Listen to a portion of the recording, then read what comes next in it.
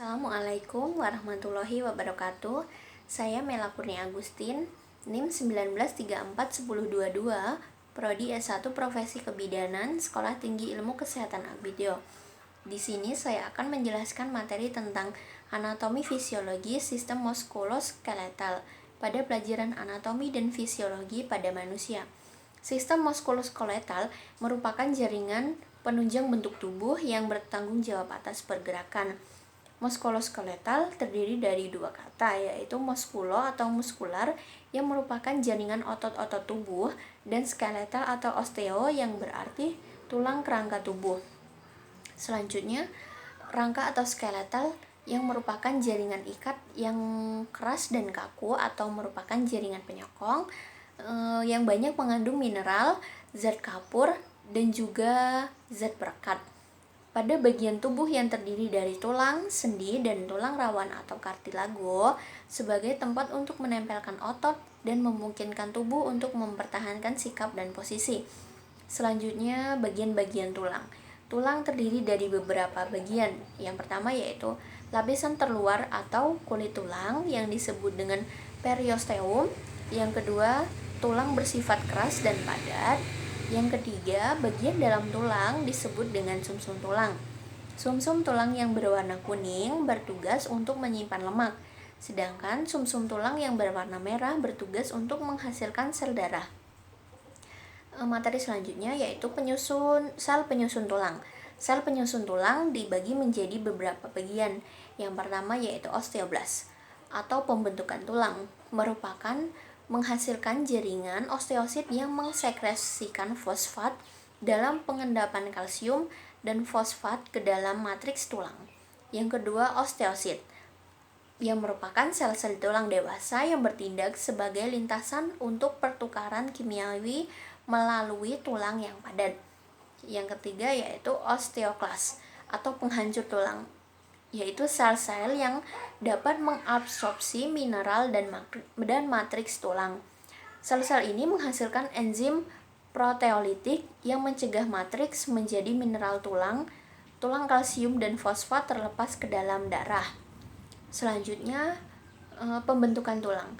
Komposisi tulang terdiri dari mineral dan jaringan organik atau kolagen dan progeoglikan dan kalsium dan fosfat.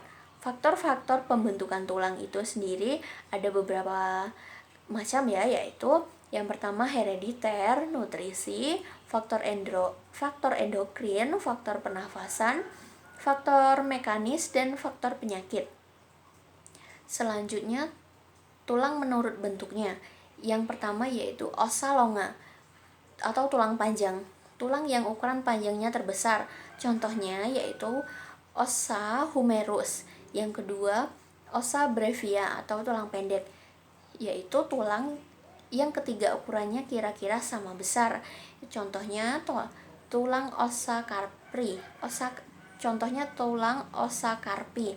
Yang ketiga yaitu ossa plana atau tulang gepeng atau pipih, yaitu tulang yang berukuran lebarnya terbesar. Contohnya pada ossa parietal.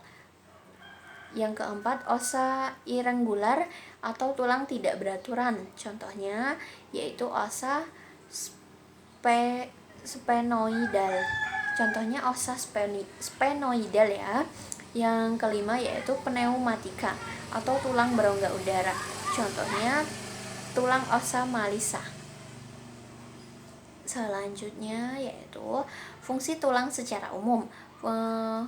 Fungsi tulang secara umum dibagi menjadi beberapa macam ya. Yang pertama yaitu formasi kerangka atau penentu bentuk dan ukuran tubuh. Yang kedua, formasi sendi atau pergerakan atau perlekatan otot-otot. Yang ketiga, pengungkit. Yang keempat, penyokong berat badan. Yang kelima, proteksi atau membentuk rongga yang melindungi organ-organ halus dan lunak seperti otak, jantung, dan paru-paru. Yang selanjutnya yang keenam yaitu homeopoiesis ya, yang merupakan pembentukan sel darah merah atau red marrow. Yang ketujuh yaitu fungsi imunologi res. Sumsum tulang membentuk limfosit B, dan makrofag. Yang kedelapan, menyimpan mineral atau kalsium dan fosfat dan lipid atau yellow marrow. Selanjutnya, fungsi tulang secara khusus.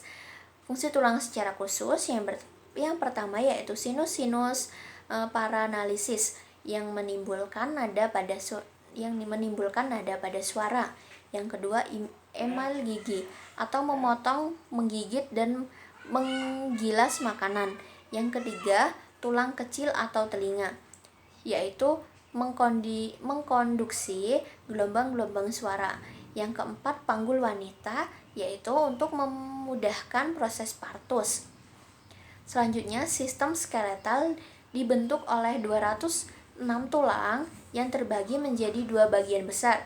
Yang pertama, aksial skeletal yang terdiri dari tulang kepala. Tulang kepala terdiri dari tulang tengkorak 8 buah, tulang wajah 14 buah, tulang telinga 6 buah, tulang hyoid atau tulang lidah di pangkal leher 1 buah, dan tulang belakang dan pinggul 26 buah, dan tulang kerangka dada yang berjumlah 25 buah. Yang kedua yaitu apendikular skeletal atau rangka pendukung gerak yang terdiri dari ekstremitas atas, tulang yang membentuk anggota gerak atas berjumlah 64 buah.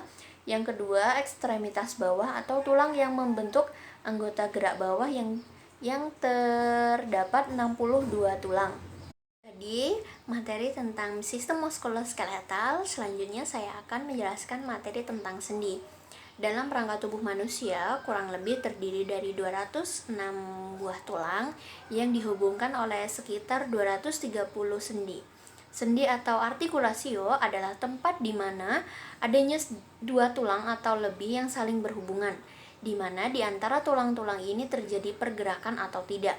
Sendi memberikan adanya segmentasi pada gerakan manusia dan memberikan kemungkinan variasi pergerakan di antara segmen-segmen serta kemungkinan variasi pertumbuhan.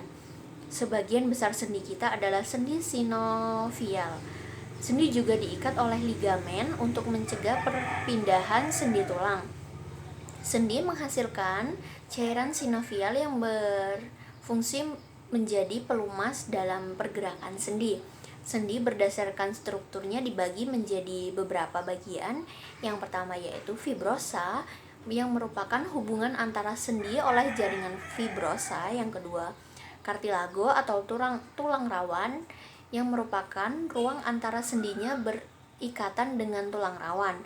Yang ketiga yaitu sinovial atau synovial joint, yang merupakan yaitu adanya ruang sendi dan ligamen untuk mempertahankan persendian. Sendi berdasarkan jenis persambungannya dibagi menjadi 3, yaitu yang pertama sinartrosis atau sendi mati atau sendi fibrosa. Sendi yang terdapat kesinambungan karena di antara kedua ujung tulang yang bersendi terdapat suatu jaringan. Contohnya yaitu tulang pada tengkorak.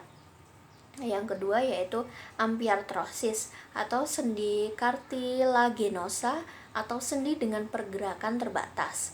Sendi ini mempunyai sedikit pergerakan, contohnya pada tulang persendian vertebra. Yang ketiga yaitu diartrosis atau sendi sinovial atau sendi dengan pergerakan bebas, yaitu sendi yang terdapat ketidaksinambungan karena di antara tulang yang bersendi terdapat rongga atau carvum articula, contohnya pada sendi panggul, sendi lutut dan bahu dan juga siku. Selanjutnya yaitu sendi pada tubuh manusia memiliki komponen dengan fungsinya tersendiri, yaitu yang pertama ligamen. Ligamen merupakan jaringan berbentuk pita yang tersusun dari serabut-serabut liat yang menghubungkan antara tulang yang satu dengan tulang yang lain agar menyatu dengan sendi dan mencegah terjadinya dislokasi sendi dan tulang saat bergerak. Yang kedua yaitu kapsula sendi, yang merupakan lapisan berserabut yang melapisi sendi yang berfungsi sebagai penghubung 2 tulang pada sendi. Yang ketiga yaitu tulang rawan. Jaringan tulang yang menutupi kedua ujung tulang berfungsi untuk menjaga tulang dari benturan maupun gesekan saat bergerak. Yang keempat yaitu selaput sinovial yang berfungsi untuk menjaga cairan sinovial agar tetap pada tempatnya.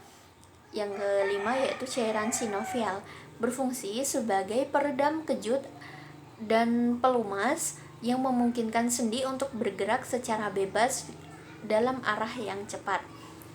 Terdapat 6 jenis dari pembagian diartrosis. Yang pertama yaitu sendi datar atau sendi geser atau blinding artroidal yang merupakan pergeseran pada tulang. Dua permukaan datar dari tulang saling meluncur antara satu dengan yang lainnya.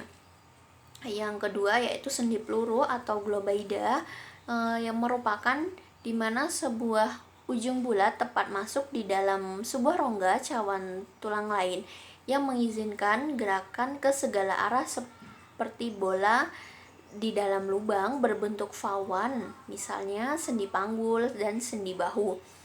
Sendi engsel. Yang ketiga yaitu sendi engsel atau gingivisum.